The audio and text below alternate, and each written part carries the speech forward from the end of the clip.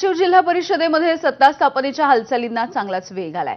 परांड्यासह उमरग्यामधील 2 अपक्ष जिल्हा परिषदेचे सदस्य भाजपचे आमदार राणा जगजितसिंह पाटील यांच्या गोटात आले आहेत। तर सहलीवरती गेलेल्या भाजप उमेदवारांचा कोकणामधील मुक्काम हा कर्नाटकामध्ये हलवण्यात आलाय।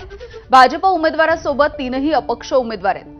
परांड्याच्या लोणी गटामधून निवडून आलेल्या अपक्ष उमेदवार राणी रेवणाथ ढोरे, उमरग्यामधील तुरोरी गटाच्या अर्चना युवराज जाधव आणि आलूर गटाचे आप्पासाहेब मल्लीनाथ पाटील हे 3 अपक्ष उमेदवार भाजपचे आमदार राणा जगजितसिंह पाटील यांच्या गोटात दाखल झाल्याची माहिती आहे।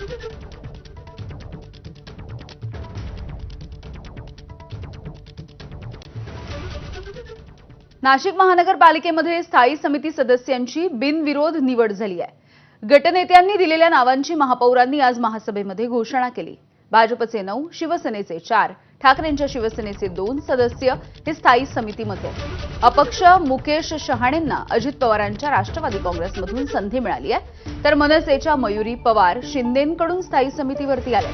स्थायी समिती सभापती पदासाठी आता भाजपमध्ये स्पर्धा सुरू झाली आहे। उपमहापौर पदाची संधी ऐनवेळी गमावलेले मच्छिंद्र सानप, महापौर पदाच्या स्पर्धेमध्ये असणाऱ्या दीपाली कुलकर्णी, माधुरी बोलकर यांच्यामध्ये स्थायी समिती सभापती पदाच्या निमित्तानं आता स्पर्धा सुरू झाली आहे।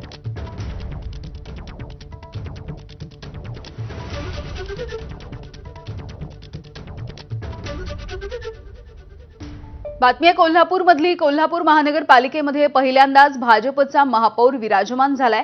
भाजपच्या रूपाराणी निकम या महापौर म्हणून आता कार्यभार सांभाळतील, तर उपमहापौर म्हणून जनसुराज्य पक्षाचे अक्षय जरग हे असणार आहेत।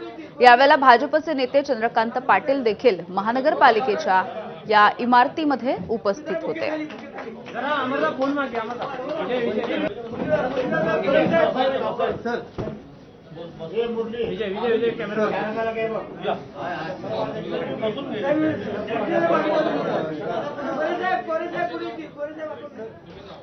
धुळे महानगरपालिकेमध्ये महापौरांनी शासकीय वाहनं, महापौर पदाचा भत्ता हा नाकारलाय।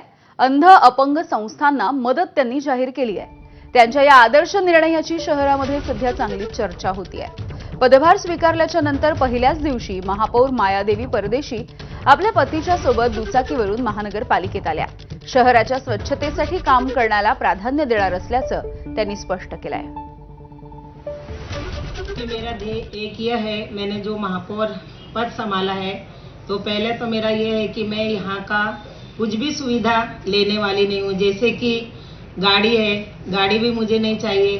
गाड़ी का जो भत्ता है, भत्ता भी मैं नहीं लेने वाली हूँ। और जो मेरा मानधन यहाँ से जो महापौर का जो मानधन मिलने वाला है वो भी मैं अपंग, अंध ये लोगों की संस्था को मैं अर्पित कर देने वाली हूँ।